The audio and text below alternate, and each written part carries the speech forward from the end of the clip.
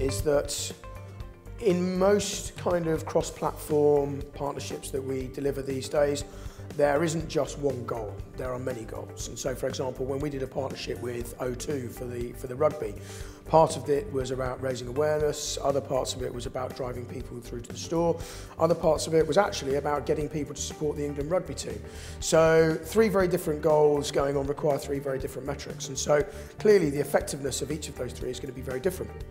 The second thing as well is the effectiveness via each channel is going to be very different as well. So I think we need to be careful about trying to bring things all into one pot, as I think there are different goals happening on each. So I'm not necessarily sure I'd rewrite the rules, but I do think that people need to view it in a very different way sometimes. Too much advertising effectiveness still concentrates on the effectiveness of the advertising itself. We're still measuring things like brand preference and ad awareness. We really need to switch it wholly to the outcomes that we're trying to change. What's happening to our profitability as a business? What's happening to our price elasticity? Are we generating greater market share? So I think we need to move it on from measures of the advertising itself to measuring the business outcomes that arise from it.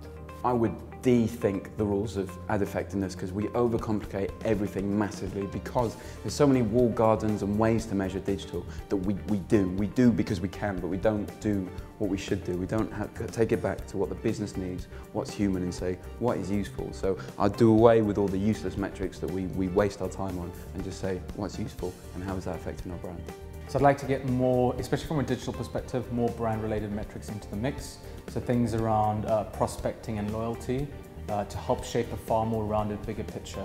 So I think it's a challenge, because to really understand sort of incrementality requires A/B testing, and that's difficult to manage at scale and is expensive. But I do think there are advances that we can make in attribution that will at least have us with these proxies that are much more tightly correlated in a causal sense in terms of real outcomes than the current metrics that we use. And even small improvements there could have a dramatic impact on our industry. Well, where we'd ultimately like to get to in ad effectiveness is a completely outcomes-based model. At the moment, what you have at the top end of the purchase journey tends to be around brand metrics, reach, frequency, consideration, awareness, these kind of metrics. And then we try to join them up to the bottom end of the purchase journey, so clicks, sales, CPAs, etc.